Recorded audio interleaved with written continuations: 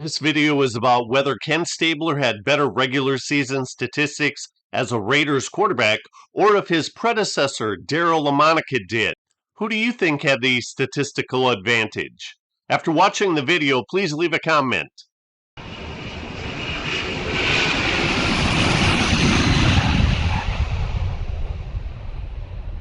The Oakland Raiders' first season was 1960, and fans had a lot of good reasons to attend Oakland Alameda County Coliseum starting in 1966, even though they hadn't yet finished in first place in the AFC West Division yet. That all changed in 1967 because the Buffalo Bills and Oakland Raiders made a huge trade in which the Raiders landed quarterback Darryl Lamonica. He had played 4 years in Buffalo, but was entering his prime playing years at age 26. Accompanying Lamonica was offensive end Glenn Bass and a draft choice. The Raiders parted ways with quarterback Tom Flores, an all-star in 1966, and offensive end Art Powell, a six-time AFL All-Pro, and 2 draft choices. From 1967 through 1969, Lamonica accomplished a feat that only one other quarterback had accomplished before: throw 3,000-plus yards for 3 consecutive seasons. The Jets' Joe Namath had turned the trick from 1966 through 1968.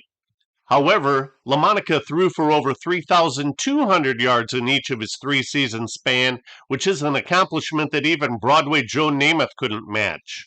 Lamonica averaged 175 passing yards per game played, while Stabler averaged only 147 per game.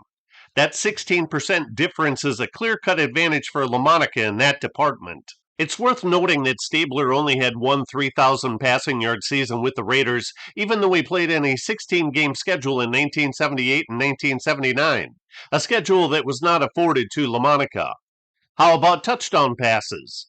Lamonica had 148 while Stabler had 150, but wait a minute. Stabler played 10 years with 8 as a starter, while Lamonica only played 8 years with 6 as a full-time starter. The touchdown edge goes to Lamonica.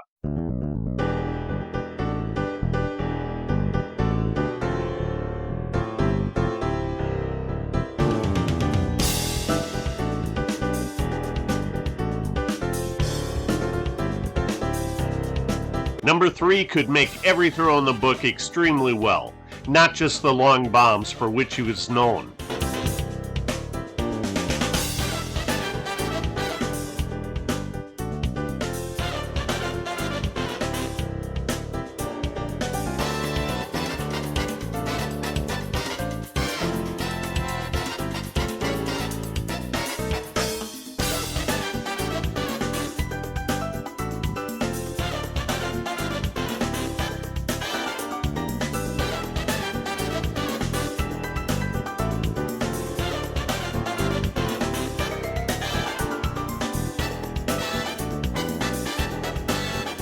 He was also especially adept at quick play-action passes and passes right down the middle of the field through heavy traffic.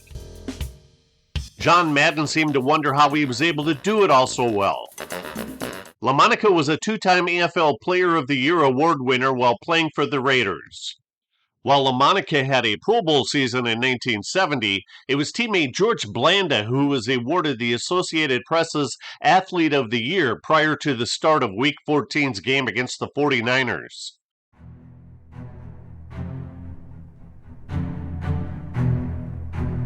In 1971, Lamonica had his worst season as a full-time starter for the Raiders. He only averaged 122 passing yards per game, which can be largely attributable to the vanishment of star wide receiver Warren Wells, who from 1968 through 1970 caught passes totaling 3,332 yards and 36 touchdowns. Wells experienced a variety of legal difficulties following the 1970 season, and the Raiders released him in 1971.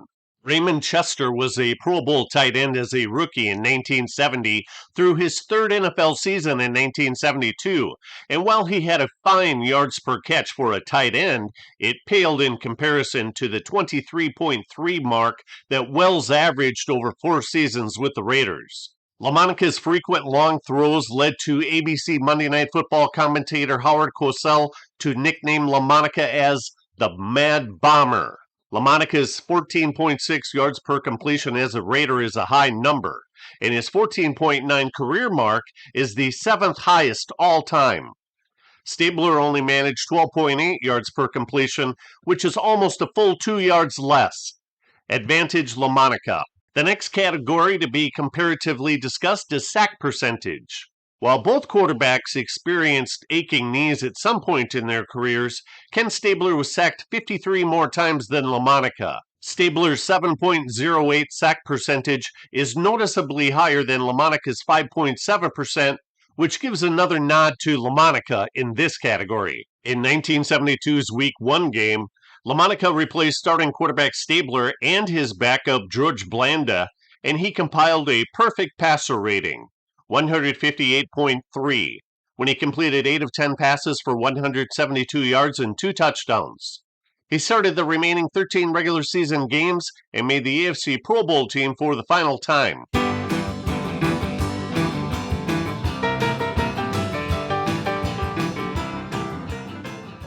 In 1973's season opener in Minnesota, Lamonica had a brutal day, as he was 13 of 30 passing with no touchdowns, 2 interceptions, and 4 sacks.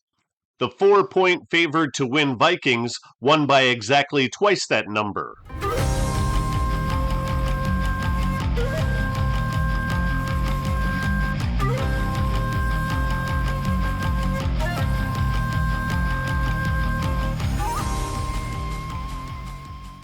Lamonica completed 7 of 10 passes with this interception in Week 2's 12-7 win against the Dolphins that kept the starting quarterback job for him temporarily.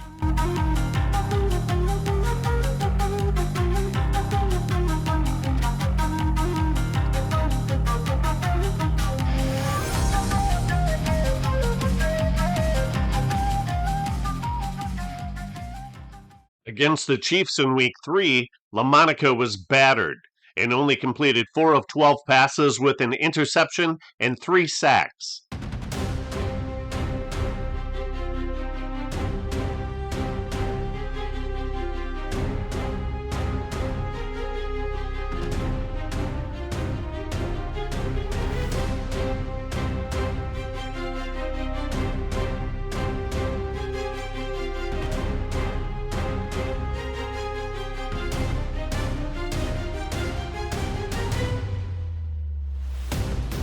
Ken Stabler replaced him, not only in this game, but for the remainder of the season. In 3 starts, he failed to throw a touchdown pass against 4 interceptions. By 1974, it was obvious as to the status of Lamonica's Raiders career.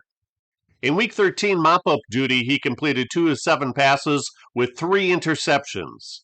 He was a bit rusty because he hadn't played since Week 4, but his 10-yard scoring strike to wide receiver Cliff Branch was the deciding play in a 7-6 Raiders win against their arch-rival Chiefs. After the season, Lamonica opted out of his player contract, became a free agent, and signed with the World Football League's Southern California Sun. Ken Stabler was drafted in 1968 by the Raiders out of the University of Alabama. He underwent knee surgery and spent the 1968 season on injured reserve and spent time on the taxi squad. In July 1969, he left the Raiders and stated, "There's not much sense in staying in it if I wasn't enjoying it." He returned to the team in 1970, and this Week 14 footage is from the first game that he attempted a pass. He finished 2 of 7 passing with an interception and this fumble.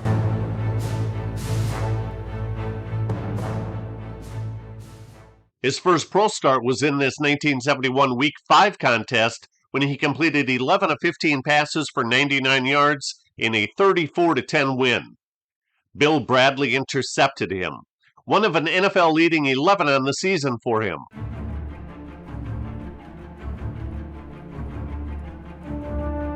Stabler's second pro start was in Week 1 of the 1972 season. The rest of the season for him pretty much went up in smoke. although he filled in after the Chiefs knocked Lamonica out of this Week 8 game.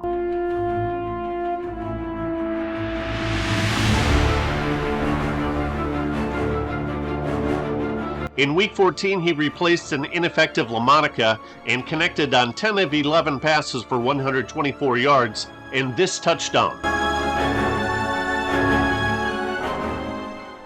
In 1973, he didn't get to play until Week 3, and despite playing poorly, the Raiders selected him to take over the quarterback reins.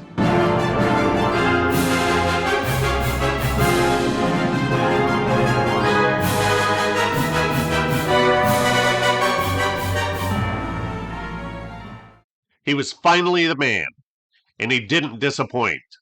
In 1973, he led the NFL with 3 game-winning drives, and in 1976, he led again with 4. For his Raiders career, he had 17 such drives, which are 4 more than Lamonica had. So the advantage in this category goes to Stabler. Another category that Stabler has an edge on Lamonica is in passer rating. Stabler's shorter passing game translated to an 80.2 rating, whereby Lamonica's longer passing game resulted in a 75.8 rating.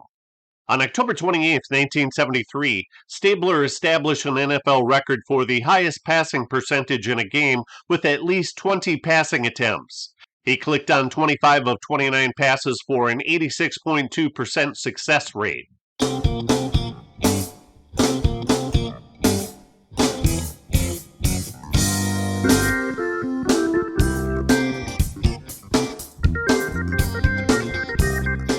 So how do the two quarterbacks rate regarding interceptions? Stabler threw 28 more than Lamonica, and he threw them at a 5.8 percentage rate compared to Lamonica's 5.1 percentage rate. Advantage Lamonica.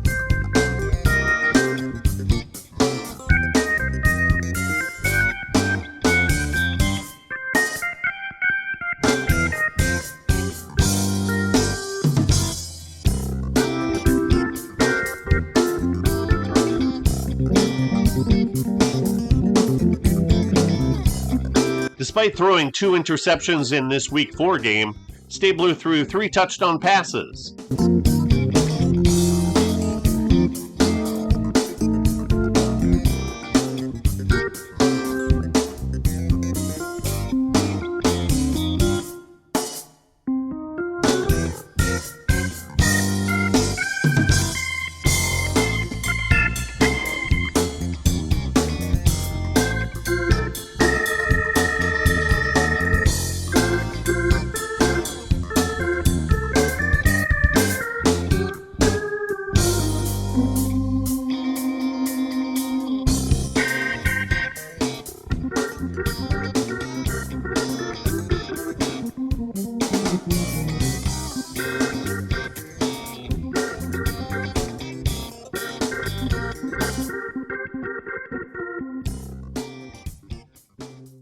His 26 touchdown passes in 1974 led the NFL, and he was named the NFL MVP. Despite playing on the road against division rival Denver, Ken Stabler stayed up the entire night before the game and performed an assortment of adult activities. This is per his book entitled Snake, the on and off the field exploits of football's wildest renegade. All he did was throw 4 touchdown passes on 12 completions in a 28-17 victory.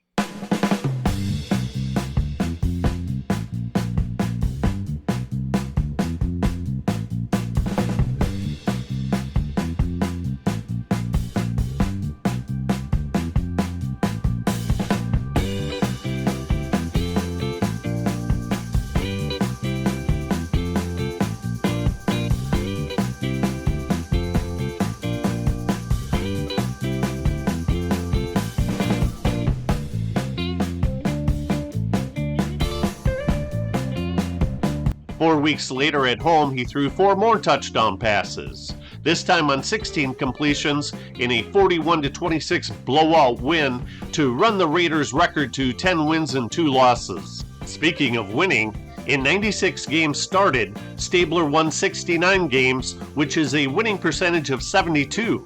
Sounds great, doesn't it?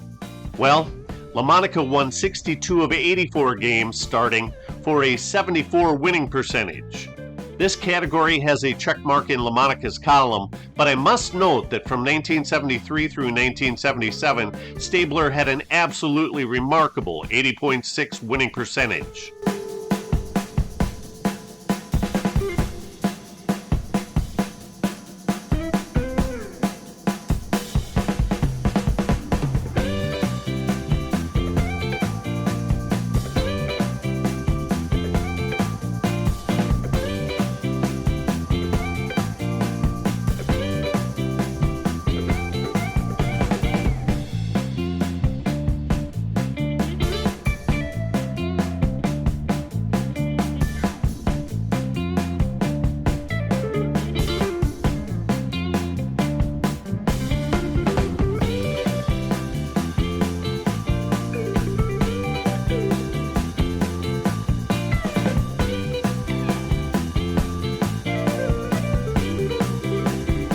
In Week 11, Stabler pushed the Raiders' record to 9 wins and 2 losses after he threw 4 touchdowns and 264 yards.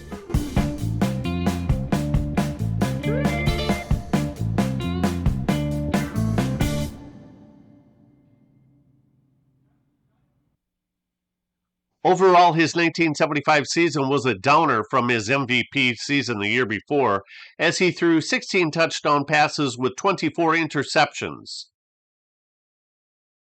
He really turned it around the following year, however. He led the NFL with 27 touchdown passes and a 66.7 completion percentage, which incidentally was the second highest total of all time to Sammy Baugh's 70.3 percentage in 1945, when the playing talent was very low due to World War II.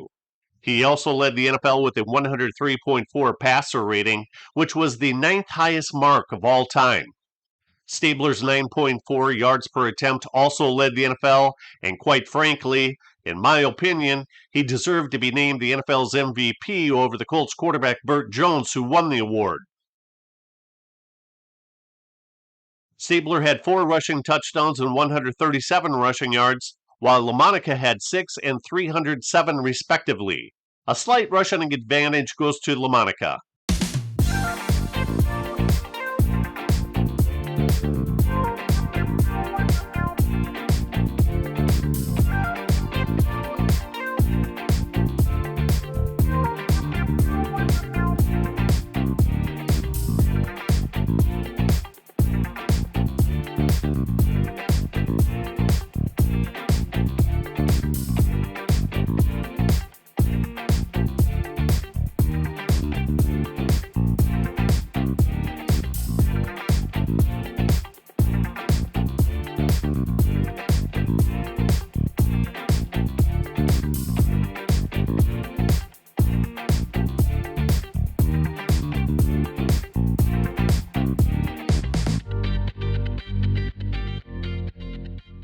The 1977 season overall was a downer for Stabler. In Week 5, he hit tight end Dave Casper for a touchdown, but he couldn't direct the Raiders to any more points in a 30-7 shellacking. He threw 7 interceptions in this game, and the Raiders' 17-game winning streak was broken and fell 1 game short of tying the record. Stabler's statistics took a further nosedive in 1978. His 16 touchdown passes in the first 16-game schedule was a pedestrian amount, and his 30 interceptions were alarming. There were some interested parties who thought that maybe Stabler was enjoying his life a little bit too much off the field of play that was causing his play on the field to suffer.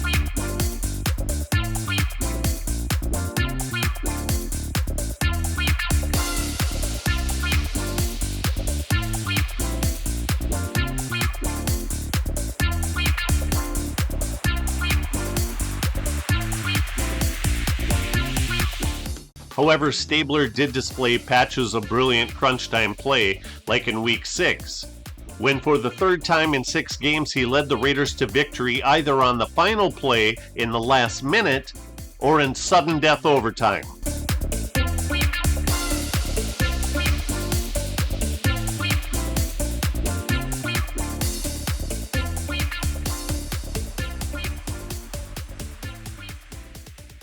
Al Davis was the Raiders' managing general partner, and he was their head coach from 1963 through 1965.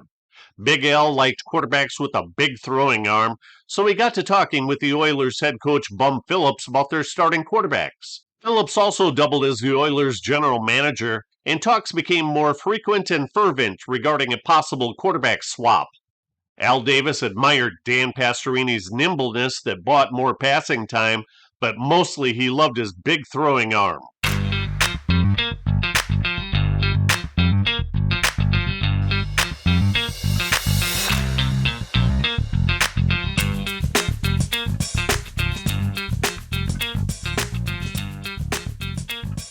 On March 17, 1980, it was official. Pastorini was the Raiders' new starting quarterback, and Stabler was the Oilers' new starting field general. However, Stabler will always be best known as a Raider.